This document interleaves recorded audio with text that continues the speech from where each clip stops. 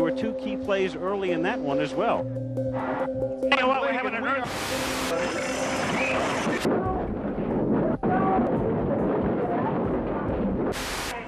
Oh my God, look at that. The freeway has just completely collapsed. A major earthquake, an earthquake which was felt from Oakland to Sacramento, as far south as Los Angeles. The natural gas lines have ruptured. You can see this building is collapsed. They don't know if people are still in there or if they aren't.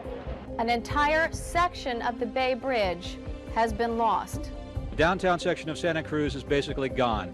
The Loma Prieta quake was a magnitude 6.9. It left 3,800 people injured, 63 dead, 16,000 homes uninhabitable. As bad as it was, experts say Loma Prieta was just a warm-up. The first thing for people to realize is that Loma Prieta was not the big one. So what will it be like when the real big one hits? Where is the biggest danger, and are we ready? It is going to be the challenge of all of our lives when we have this earthquake happen here.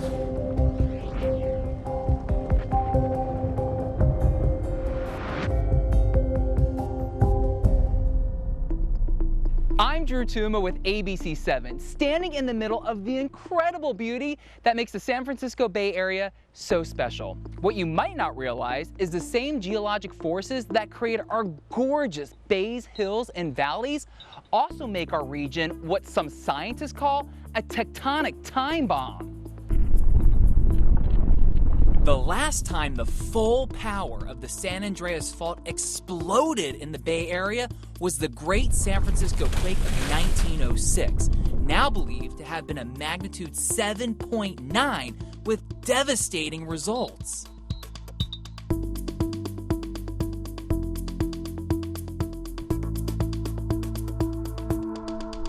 Geologists now believe the 1906 earthquake released 16 times more energy than the Loma Prieta quake in 1989. I've never seen anything like it. It was like The Exorcist or something. She was flying, literally being flown from one side of the room, back and forth, being pounded into the wall. And it will happen again.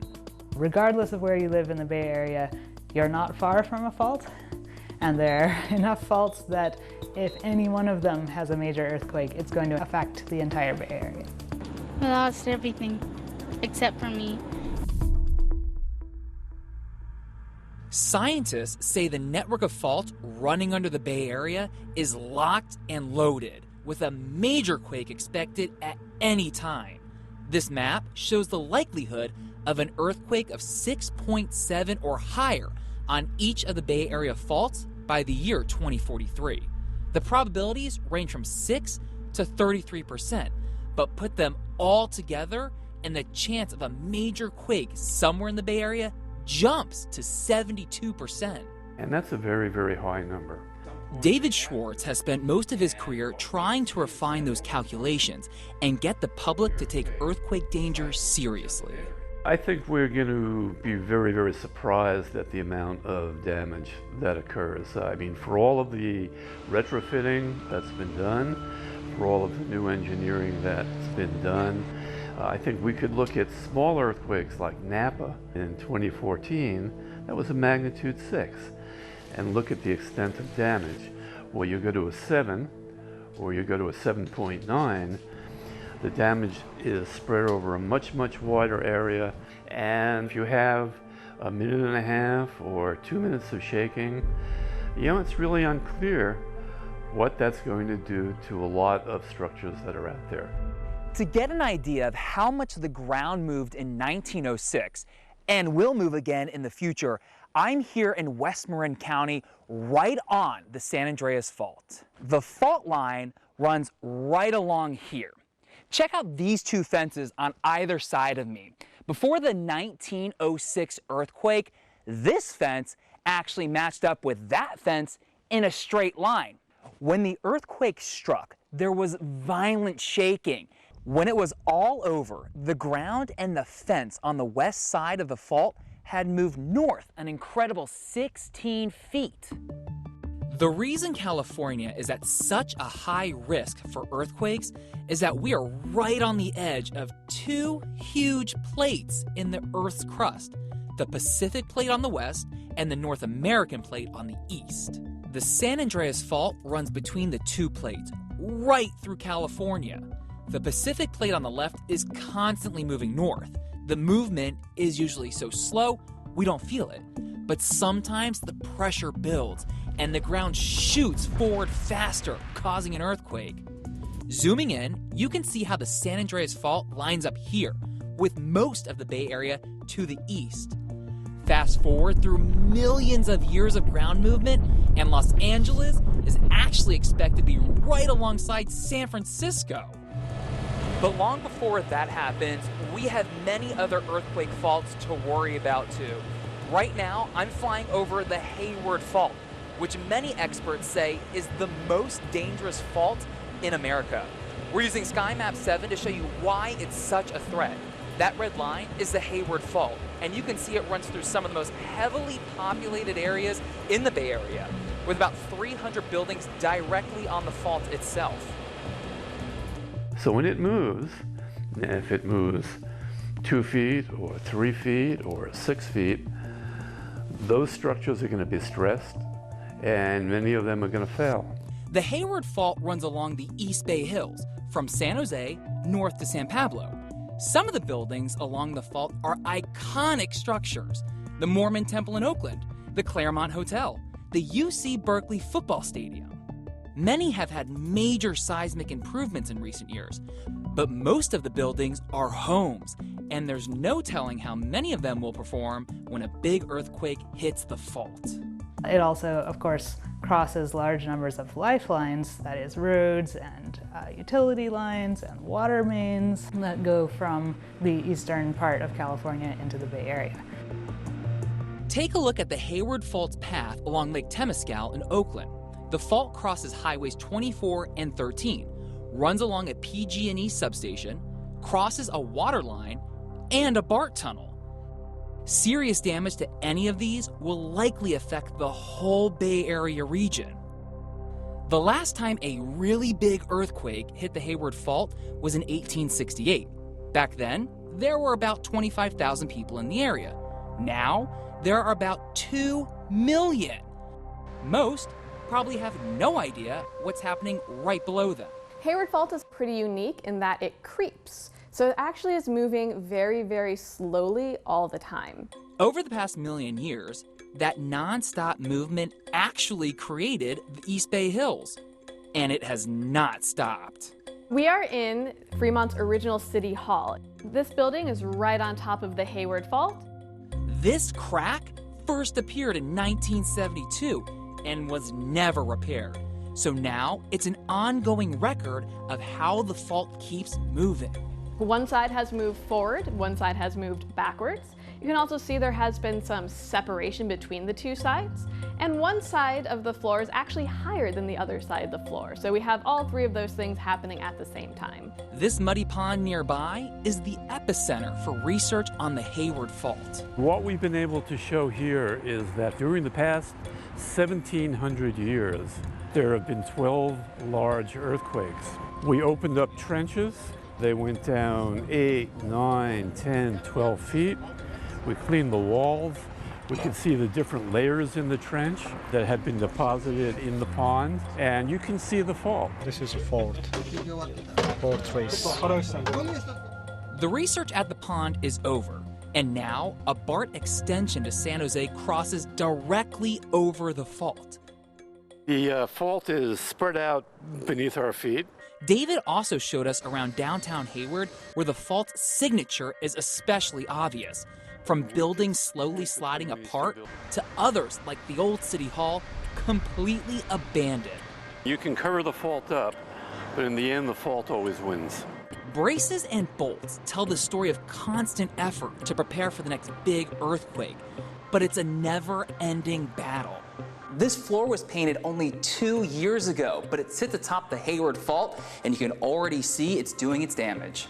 And it's not just the floor that's cracking. The Hayward Fault is also causing the side of the building to begin to crack as well.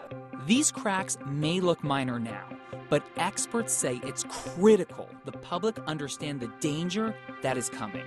That's why the U.S. Geological Survey and its partners spent years on a project they call Haywire, a science-based scenario showing what could happen if a magnitude 7 earthquake hits the Hayward Fault. The earthquake begins. With an epicenter at Oakland, the rupture races 52 miles along the fault towards Fremont and Richmond at speeds of 7,000 miles per hour. In Berkeley and Hayward, the ground shifts 3 to 5 feet, ripping through buried pipes and wires.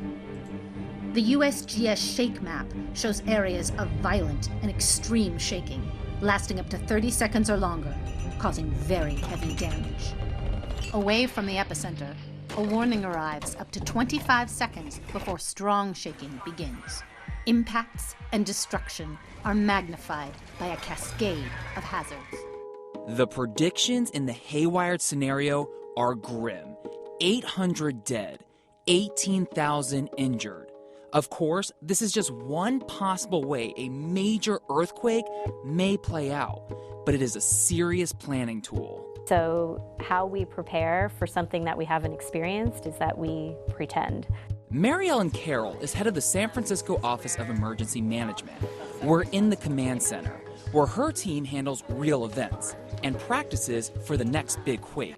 We are looking at thousands of buildings lost, potentially hundreds of thousands of people that may be trapped in the city, depending on the time of day. There will be many injuries and deaths. There's just no way around that. It's not a good scenario.